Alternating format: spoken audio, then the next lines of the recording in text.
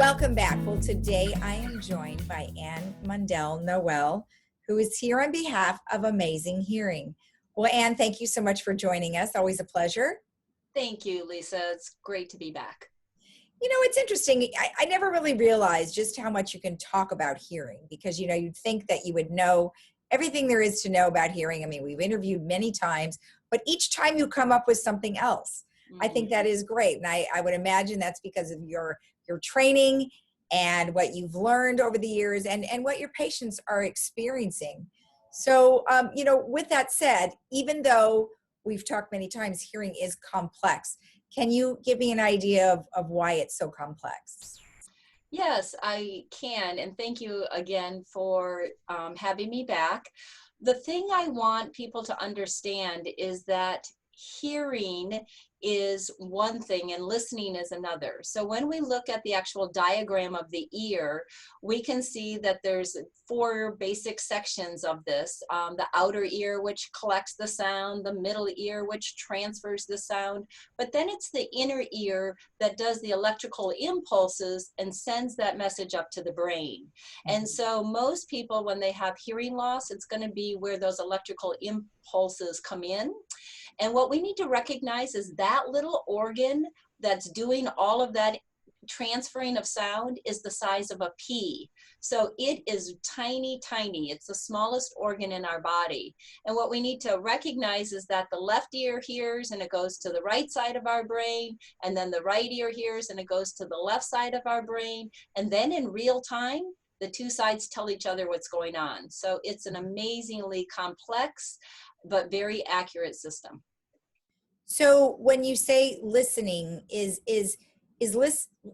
hearing and understanding are different is your next subject matter. So how does that relate to listening? So what happens is the actual transfer of sound from outside the ear canal up into the brain is the physical hearing, right? We're just going to take the sound from the ear and get it up to the brain. But once we get it up there, then it's up to the brain to code it and interpret it, and then the understanding comes. So even though we have normal hearing, we could still have issues with understanding, different than spousal deafness, which comes when you say I do, right? But we could have trouble with understanding because the brain doesn't get the message clear.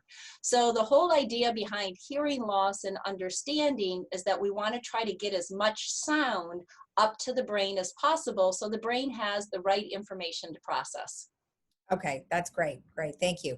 Now, of course, as we age, we have hearing loss, but hearing loss can occur at any age, really. I mean, there's lots of people who are younger and have issues, possibly because of what you have outlined here, comorbidities or damage to the ear at some point in their careers or in their lives. Sure. So tell me a little bit about the aging process and what it does. So basically, when we have hearing loss with aging, it's because the ear is not getting as much blood flow as it used to earlier in life. So in the United States, we associate hearing loss with aging, but it's more related to our blood flow. So we see Mediterranean countries that have a better diet and more exercise than we do. They don't have as much hearing loss with aging as we do. But the whole idea behind hearing loss is that the brain is not getting a full, complete signal. And so now it takes more time and effort for me to kind of lean in and listen to what you're saying. Well, if I'm taking all my time and effort to get the message in, I then don't have time to process it and correctly retain it. So we don't understand as clearly, and then we miss the sentence because 2 to 3 sentences go by us and we're still focused on the last word. Was it me or knee, fish or dish, kind of thing. So the whole idea is that as we age, yes, we do slow down, yet the whole purpose of a hearing aid is to give the brain back as much of a clean, clear signal so that it has the right information to process quickly, fast, and accurately. Okay. And then when you talk about comorbidities here, vision, high blood pressure, are those things potentially causing the hearing loss? No, they Okay. don't cause the hearing loss, but they are interactive with the hearing loss. So Okay. if you have visual issues, then you might find that if you have a hearing loss, you're not as good at lip reading. So now that becomes a factor. If you have macular degeneration, then you're going to have a much more difficult time with the lip reading and getting some of the cues that we normally take subconsciously. If you have high blood pressure, diabetes, heart issues, those go back to the idea that the inner ear is the size of a pea. So the blood flow going in and out of that organ is crucial. And so when you have high blood pressure, diabetes, or heart issues, the blood flow is not as good or as oxygenated. So that can contribute to hearing loss, but it doesn't cause, it's not the main cause, but they interact. And so we have to take all of that into play, especially neuropathy. People who have issues with neuropathy in their feet and in their fingers. One, in their fingers, it's going to be harder to handle a hearing aid, but in their feet, that starts to lead to balance issues. Right. Yes, absolutely. Which is a great segue into the next subject for you is balance. Now, let me ask you something about balance because I have come across several people now who have had vertigo Mm. and, that is an inner ear thing. Tell me a little bit about that. So with vertigo, what if we went back to the slide about the ear, the hearing and the balance system are in the same bony structure and the fluid is continuous between them. So what happens with our balance is we have these little rocks or crystals that are floating around. And if they get lodged onto one of the walls, there's an imbalance between one ear and the other ear. So when we turn our head, our eyes say, hey, wait a minute, it's not the same on the left as it is on the right. I'm getting different input because of the crystals or the rocks being at different positioning, if you will. So that's what causes the vertigo, is that the brain says, I'm not getting an equal input. And then our eyes say, hey, wait a minute, I can't focus because I'm not getting the same input from both sides. So again, it's just amazing how all these systems totally work together. But What if we crazy? just address, excuse me, if we just address balance itself, it comes from our eyes, our ears, and the bottom of our feet. So Right. as we start to have visual problems, as we start to have hearing problems, as we have neuropathy in our feet, then our balance is also going to be off.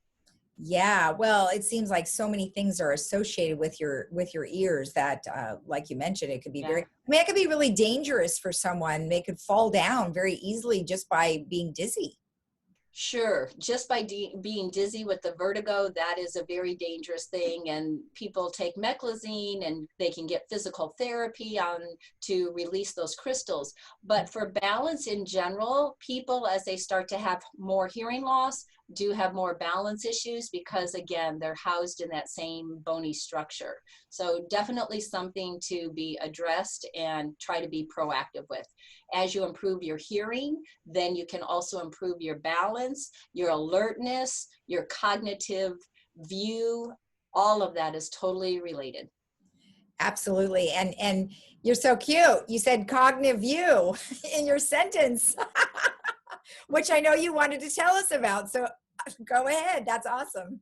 Well, actually, I caught you there. I said cognitive view, V-I-E-W, Oh, but but the all I heard machine was is cognitive called view. cognitive view. So, but it is, it sounds the same. So cognitive view is a new machine that we are starting to utilize in our audiology practice, and it is a cognitive screener. So it is not a diagnostic tool. It's not to be used separately, but it's going to be something that will allow us to see how the brain is functioning, what's the memory, what's the speed, so that we can pick the appropriate hearing aid and have realistic expectations for the patients. Our whole goal is just to maximize the quality of your life through your hearing. And so as we bring this new tool in, it's a screener, it's part of our package when we do a hearing test. There's no extra charge for it. We're just expanding the tools in our toolbox in order to give our patients the best quality care that we can give for their hearing and help them in their quality of life. Oh, that's great. Well, gosh, thank you so much for explaining all of that. It's always very interesting to hear all the different aspects of Hmm. how you look at things because, like you mentioned, it isn't just one thing that's going to Right. affect it, it's many. So thank you. Yeah. And just a reminder that people who have been kind of in the house and haven't been wearing their hearing aids, now is the time to put them on, get them back in, because it does take the brain time to kind of ramp up and rev up. So we've had patients coming back saying, my hearing aids are a little bit too loud. And that's because, kind of just like not exercising, the body kind of doesn't handle things as well. We come in and tone them back down and then gradually build that tolerance back up so that when we're back and going in this environment, this new social norm that we're going to have, that we'll be ready to maximize our hearing to the best of our ability. Perfect advice. Thank you again. Thank you. All right. And we'll be right back after this.